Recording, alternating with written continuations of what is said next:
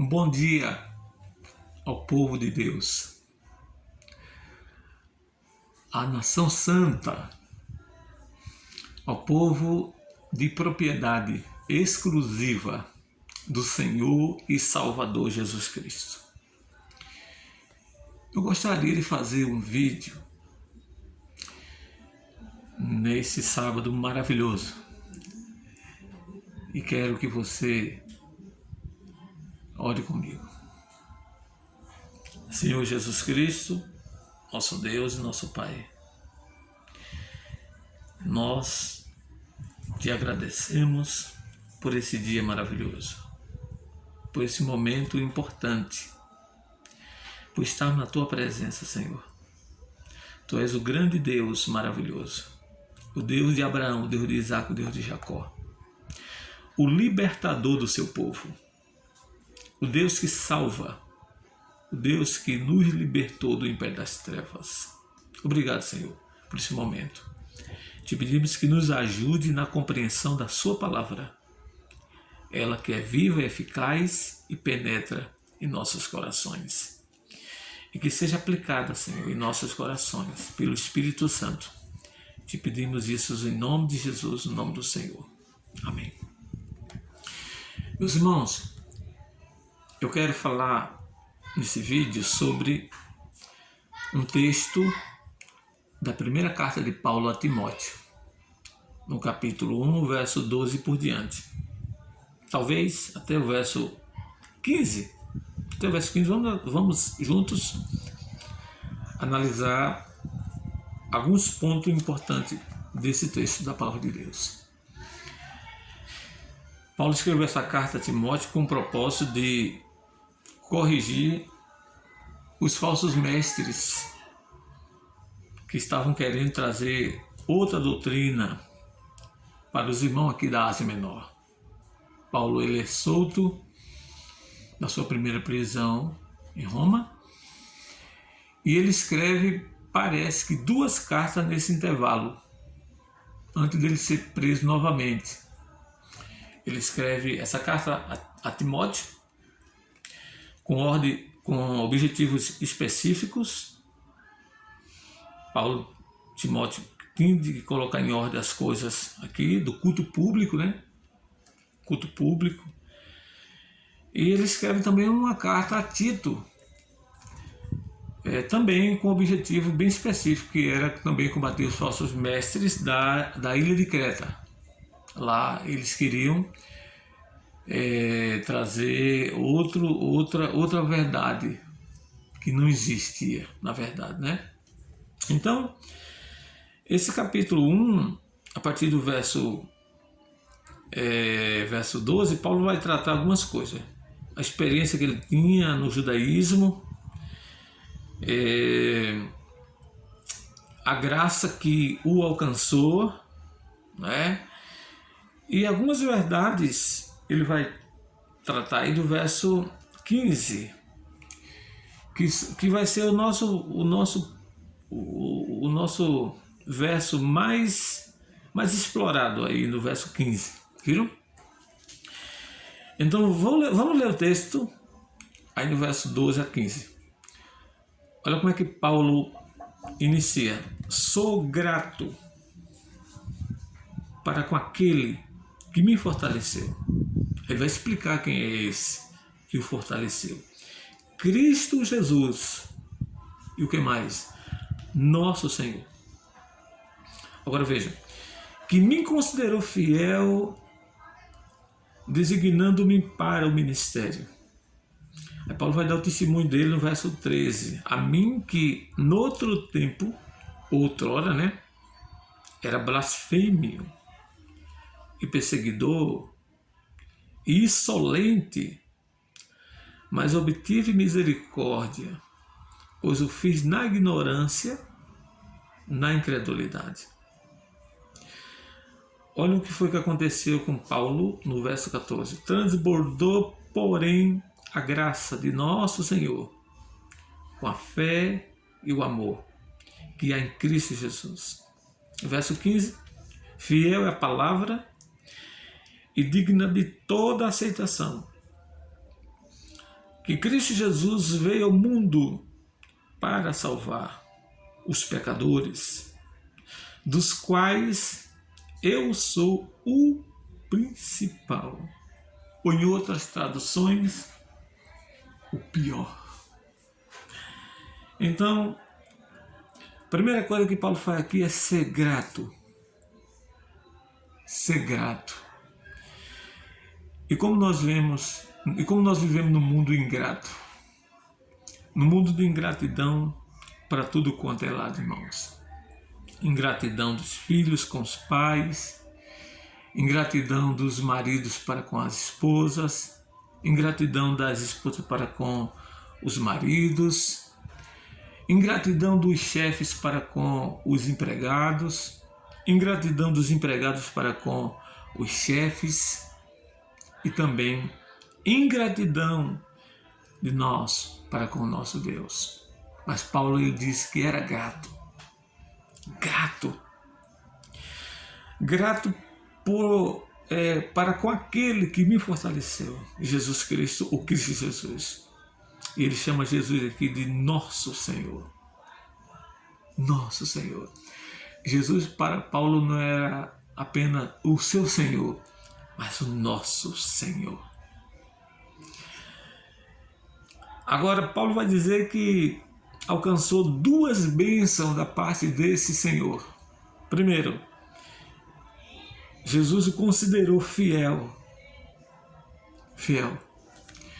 Olha, irmão, isso é uma bênção. Você ser considerado por Deus fiel. E nessa conjuntura, você pode até não dar tanta importância às pessoas que não lhe consideram fiel. Porque o importante é Deus lhe considerar fiel. Isso é importante. Porque você, sendo considerado fiel por Deus, para você é a maior riqueza. As outras coisas menos importam.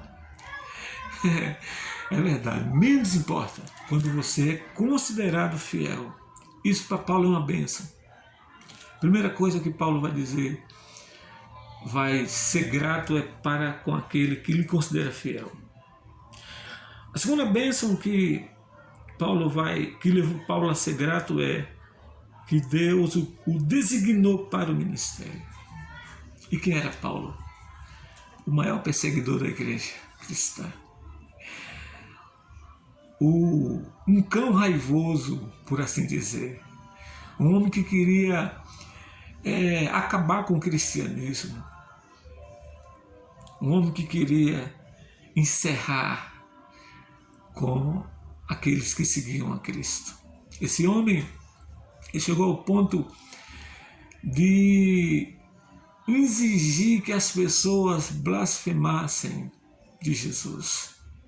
Encerrou a muitos na prisão. Ele recebeu autorização dos principais sacerdotes para perseguir o cristianismo, acabar com o cristianismo. E foi justamente esse homem aqui, irmãos, que Deus considerou fiel e que Deus designou para o ministério do Evangelho, o ministério aos gentios, o ministério destinado aos gentios. Olha o testemunho que Paulo vai dar dele, aí no verso 13. A mim, que no outro tempo era blasfêmio. Como é lindo, no outro tempo, agora não mais. Agora não mais. A segunda coisa que Paulo vai dizer, o que ele era em outro tempo. Perseguidor. Mas ele perseguia quem? O cristianismo. Ele perseguia o Evangelho. E você percebe, irmãos, que quando uma pessoa não conhece o Evangelho, ela pode ser perseguidora do Evangelho. Terceiro, ele diz assim, insolente. teimoso. Teimoso, Paulo era teimoso. O que é que muda nesse homem? Misericórdia. Olha só, mas obtive misericórdia. Obtive misericórdia. Ou seja, eu não fiz nada. O que eu fazia era perseguir. O que eu fazia era ateimar. O que eu fazia era blasfemar. Mas obtive misericórdia. Olha como Deus é bom, viu, irmãos? Como Deus é bom. E se não for a misericórdia de Deus, seríamos como Paulo era. Teríamos permanecido na nossa ignorância. Porque ele vai dizer aqui no final do verso 13, pois fiz na ignorância. E lembre-se que Paulo, ele tinha uma formação bem elevada, porque ele estudou aos pés de nada mais, nada menos do que Gamaliel, um dos mestres de Israel. Mas ele disse que fez na ignorância. Ele não conhecia o Evangelho. E na incredulidade. Quer dizer que Paulo era incrédulo. Em relação a que Paulo era incrédulo? Em relação ao Evangelho.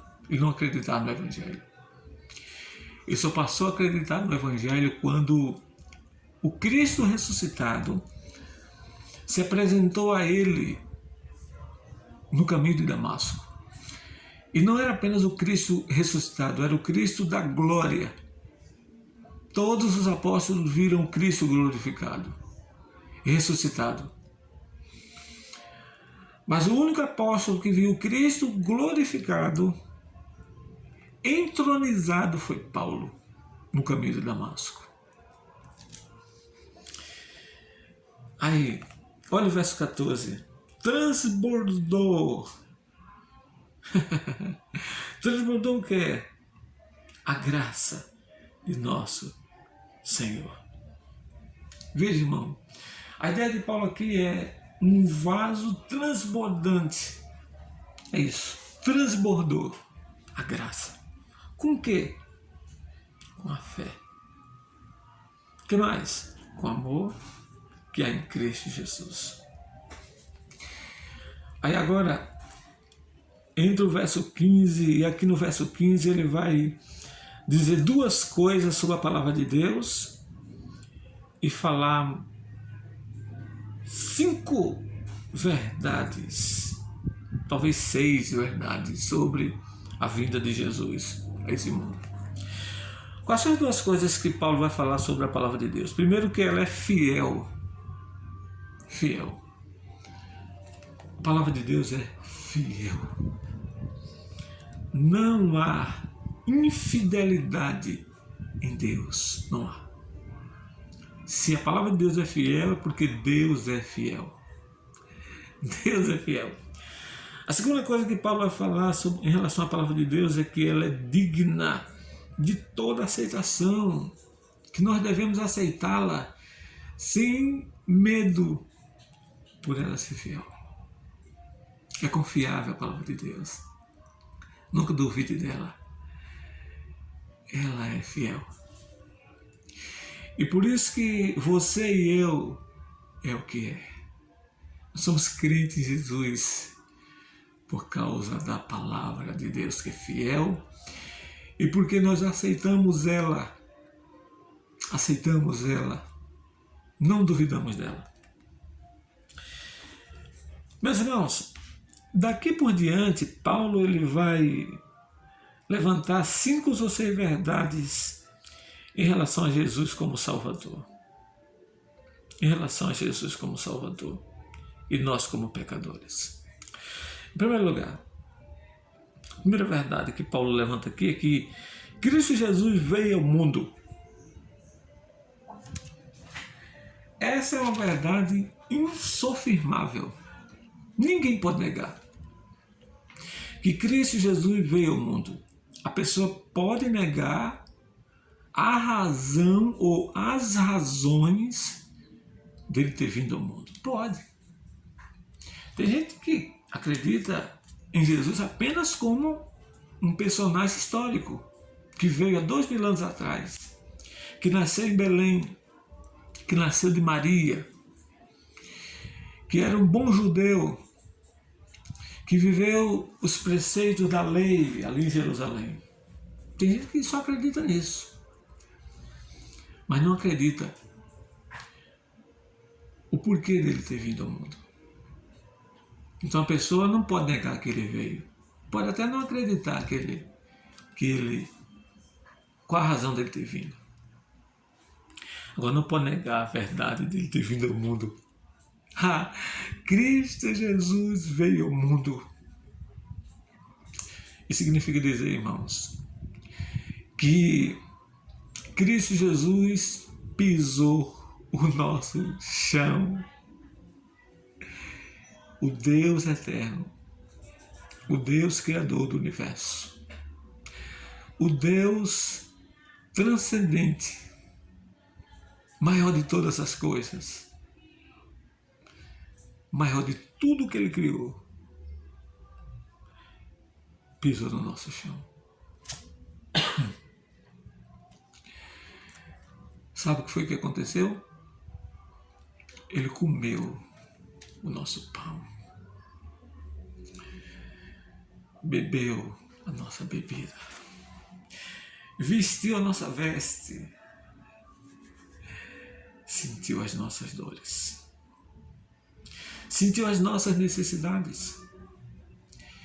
É por isso que ele pode interceder por mim e por você, porque ele experimentou todas as nossas necessidades, inclusive morreu a nossa morte. Essa é a verdade nua e crua das Escrituras. Cristo Jesus veio ao mundo. E quem era Cristo Jesus? O único Deus verdadeiro. O Verbo encarnado. O Alfa, o Ômega, o princípio e o fim. Ele veio ao mundo. Nasceu de mulher. Nasceu como qualquer um de nós nascemos. Com a única diferença que ele não tinha o pecado, como nós temos. E por ele não ter o pecado que nós temos, Deus pegou nossos pecados e lançou sobre Cristo Jesus. E houve um trocadilho. A justiça de Cristo Jesus, Deus imputou em nós. E os nossos pecados, passado, presente e futuros, Deus derramou sobre o Filho. E Paulo chama isso de justificação. A justificação pela fé. A segunda verdade que Paulo traz aqui é que Cristo Jesus veio ao mundo para salvar. Perceba aí. Para salvar. Pressupõe que ele não veio fazer uma tentativa para ver se dava certo ou não. Ele veio para salvar, irmãos. Ou seja, ele veio com uma missão pré-determinada. Pré-determinada. Antes da eternidade, Deus já tinha predeterminado essa missão de Cristo para salvar. Imagina, se Cristo veio salvar, como estava o mundo? Perdido. João Batista, durante seu ministério terreno, ele disse 2 vezes: eis o Cordeiro de Deus que tira o pecado do mundo. O Cordeiro que tira o pecado. O mundo tinha e tem ainda o pecado. E só o Cordeiro tira o pecado do mundo. Claro que quando a gente vê esse texto, o Cordeiro de Deus que tira o pecado do mundo, não é um mundo generalizado. todo ser humano. Porque se fosse, todo ser humano tinha seus pecados tirados ou perdoados. Mas aí é o mundo que Deus elegeu para a salvação. O mundo dos eleitos, os predestinados para a salvação. Então esses terão os seus pecados tirados pelo Cordeiro de Deus. Essa é a segunda verdade. Cristo Jesus veio ao mundo. A terceira verdade é que Cristo Jesus veio ao mundo para salvar pecadores. Veja, irmãos, como isso é lindo. Ele não veio salvar pessoas boas. Ele não veio salvar os moralistas da religião. Uma certa vez Jesus disse que ele não veio para os sãs, e sim para os doentes. Ele não veio para os justos, e sim para os injustos. E tem um texto na Bíblia que eu quero compartilhar com vocês, que é em Romanos capítulo 5, quando Paulo fala da justificação pela fé. Olha o que disse Paulo. Romanos capítulo 5. Vejam aí verso 6 do capítulo 5 de Romanos. Olha o verso 6. Porque Cristo, quando nós ainda éramos fracos, morreu em seu tempo pelos ímpios. Veja o verso 7. Dificilmente alguém morreria por um justo. Está vendo? Dificilmente alguém morreria por um justo. Pois poderá ser que pelo bom alguém se animasse a morrer. É lógica. Agora o verso 8. Mas Deus prova o seu próprio amor para conosco, pelo fato de ter Cristo morrido por nós, sendo nós ainda pecadores. Verso 9. Logo muito mais agora, sendo justificados pelo seu sangue, seremos por ele salvos da ira. O argumento de Paulo é no verso 10. Por quê? Porque se nós, quando inimigos, fomos reconciliados com Deus mediante a morte de seu Filho, muito mais estando já reconciliados, seremos salvos por sua vida. Salvo por sua vida. Então, ele veio ao mundo para salvar pecadores. Então, vamos recapitular aí as verdades que Paulo fala no verso 15. Primeiro, Cristo Jesus veio ao mundo. Segundo, veio ao mundo para salvar. Terceiro, veio ao mundo para salvar pecadores. Quarto lugar, esses pecadores que Cristo salvou estavam perdidos. Quem o levou à perdição? Adão. Quando Adão desobedeceu a Deus, lá no jardim do Éden, Adão levou a todos os homens ao pecado e, consequentemente, a perdição. Porque o pecado leva à perdição. Por isso que Jesus vem salvar os pecadores que estavam perdidos, irmãos. Como eu e você. Como eu e você. Mas aqui é uma quinta verdade. Esses pecadores estavam perdidos e não poderiam salvar-se a si mesmos. Não teriam nenhuma condições de nenhum de nós se salvar por si próprio.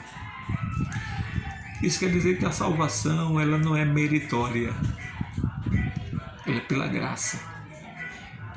Paulo vai dizer aos irmãos de Éfeso: porque pela graça sois salvos mediante a fé. Isso não vem de vós, é dom de Deus, para que Deus seja glorificado em cada um de nós. É por isso que a salvação é pela graça. Não dependeu e não dependerá de nenhum de nós. Os nossos méritos não contam para Deus. Você pode ser uma pessoa que tenha talentos, que tenha recursos, né? Que tenha estudado, que tenha cursado nas maiores e melhores faculdades do mundo. Pode ter a formação acadêmica que tiver. Isso não serve para a sua salvação. Só a graça de Deus. Então a graça de Deus veio salvar pecadores. Essa é a quinta verdade. Mas deixa-me terminar com a sexta verdade, dos quais Paulo disse: eu sou o principal ou o pior. Cristo Jesus veio ao mundo para salvar o pior pecador, o maior. Agora pense comigo, irmãos. Se ele salvou o pior, o maior pecador, há esperança para todos nós. Há esperança para a sua família. Para as pessoas que lhe cercam, sua parentela, seus netos, seu colega de trabalho. Há esperança para a nossa geração. Há esperança para a nação brasileira. Porque de todos os que Deus escolheu para a salvação, Ele vai salvar mediante a fé em Jesus Cristo. Que essa palavra, ela